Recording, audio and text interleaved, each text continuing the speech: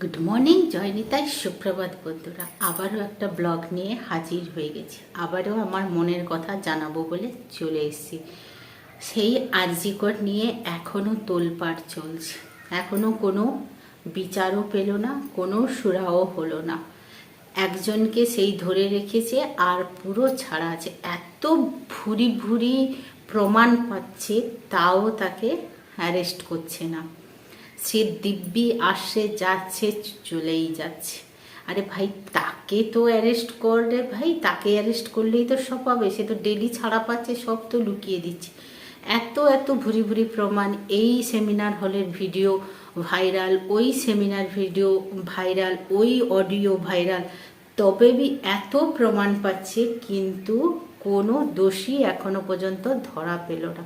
কি হবে? কত দিন আর ছেলেমেয়েরা রাস্তায় বসে আন্দোলন করবে, নিজেদের ভবিষ্যৎ অন্ধকার করে বসে আছে। আর ক্রাইম দিনের পর দিন বেড়েই যাচ্ছে।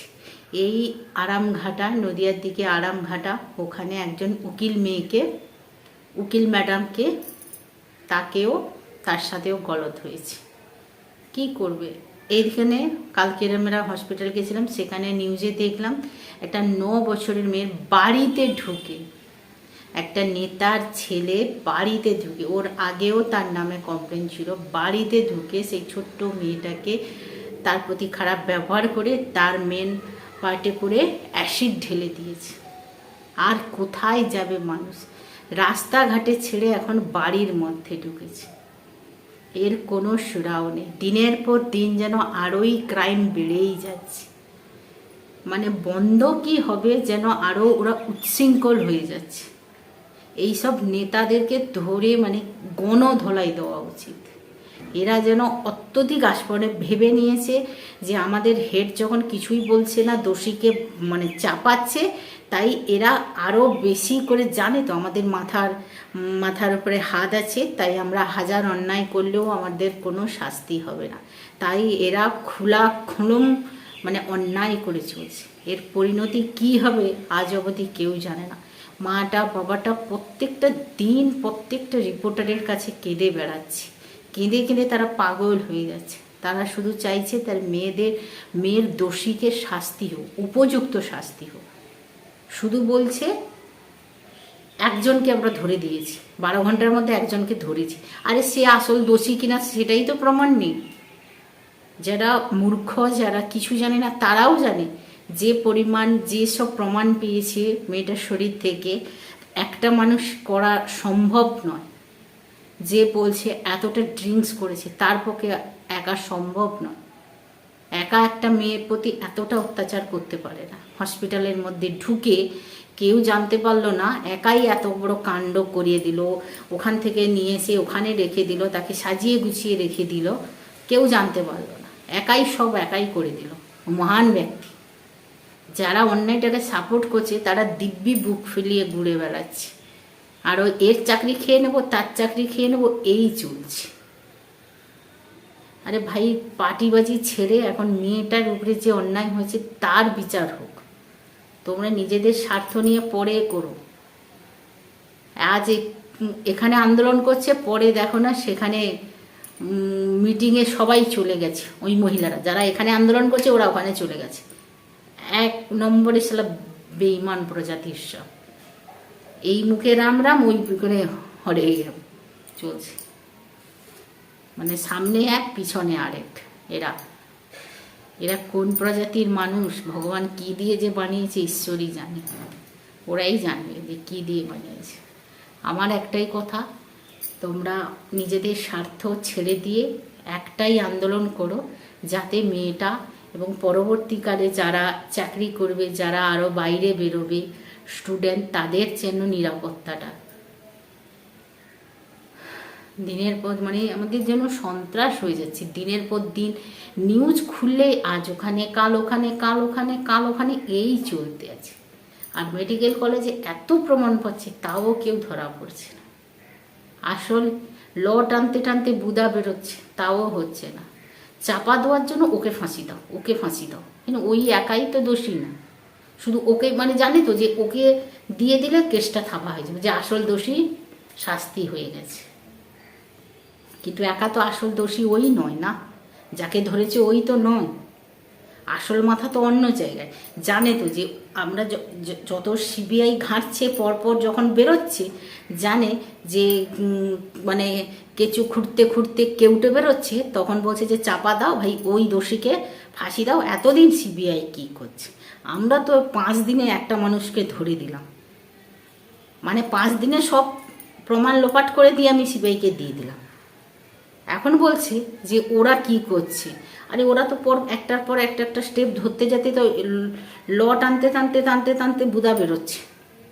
বুদার ভিতরে যে বলি না, মানে কি করবে আর, জানে যে এটা যদি জানাজানি হয়ে যায় তাহলে আর তো ক্রাইম করতে পারবে না। তাই জন্য ধামা চাপা দিচ্ছে, যে যাতে চাপা পড়ে যাক, পরবর্তীকালে আবার 1 বছর পরে ওই আরজিকর থেকে আরও বেরোবে, আরও মানে মহান মহান ব্যক্তি বেরোবে। আমার কথা, ওই মেয়েটাকে শেষ করার জন্য যত জুনিয়র ডাক্তার হোক, নার্স হোক, সুইপার হোক, যত স্টাফ, সবাইকে উপযুক্ত শাস্তি দিতে হবে, যাতে পরবর্তীকালে কেউ যেন আর না অন্যায় করতে পারে।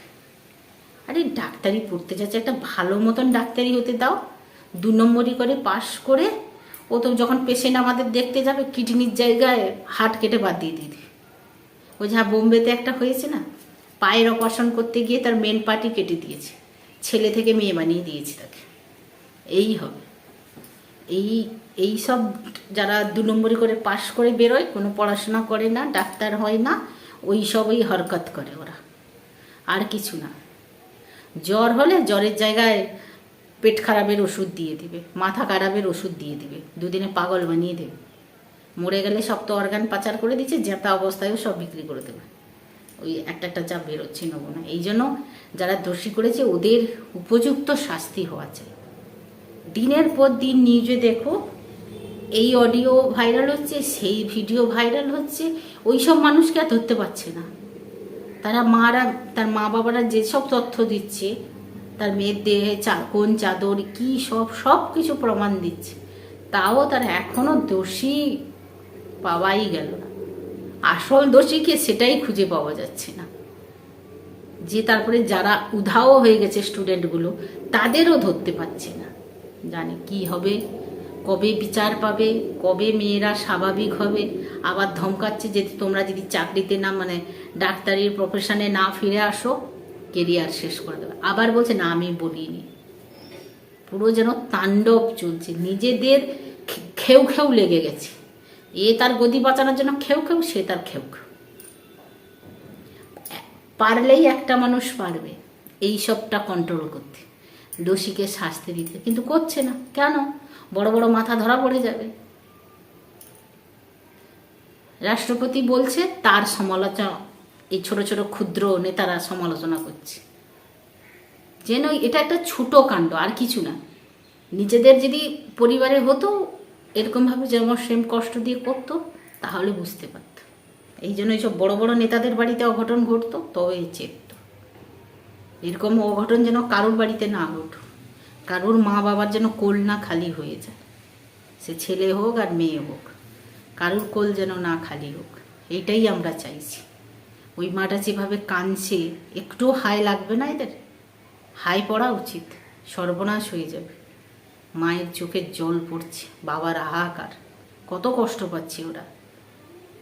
ওদের তো বিচার হওয়া চাই, যারা দোষী তাদের শাস্তি হওয়া চাই। এইটাই আমরা আজ অবধি বলব, জাস্টিস জাস্টিস জাস্টিস। কবে জাস্টিস? শুধু আমরাই চিৎকার করে যাচ্ছি জাস্টিস জাস্টিস। আর কিছু ইউটিউবার আছে, এর বদনাম করে তার বদনাম করে শুধু নিজেদের ভিউস নিচ্ছে। আরে ভাই, আসল ঘটনাটা বলতে তো পারবে না, জানেই না কি বলবে, শুধু নিউজ দেখে দেখেই বলে দিচ্ছে মেয়েটার অমুক। আর তোমাদের কাছে কতবার তার মা বাবা রিকোয়েস্ট করছে যে আমার মেয়ের ভিডিওগুলো দিও না। কীভাবে, যেইভাবে তাকে কষ্ট দিয়ে শেষ করে দিচ্ছে, সেই ছবি দিচ্ছে। আরে কেন রে বাবা? নিজেদের স্বার্থের জন্য ওই মেয়েটাকে আর টানাটানি করিস না, ও তো চলেই গেছে, কতটা মনে কষ্ট নিয়ে গেছে। শুধু তাই, তার আত্মাটা শান্তি পাক, দোষীরা শাস্তি পাক, এটাই আমরা কামনা করি। সবাই একজোট হয়ে দোষীর শাস্তি হয়, এটাই আমরা শুধু চাই। শুধু নিজেদের স্বার্থ দেখলে হবে না, দোষীর চাই। যেসব ভিডিওগুলো ভাইরাল হচ্ছে ওই সব মানুষগুলোকে ধরে একদম জেলে পুরিয়ে দেওয়া উচিত, সোজা কথা। এত প্রমাণ পাচ্ছে, জেলে পুরে দাও সবাইকে। আমার মতামত জানালাম, তোমরাও কমেন্ট করে জানাও তোমাদের মতামত কী। আজকের মতন টাটা, বাই বাই, জয় হিন্দ।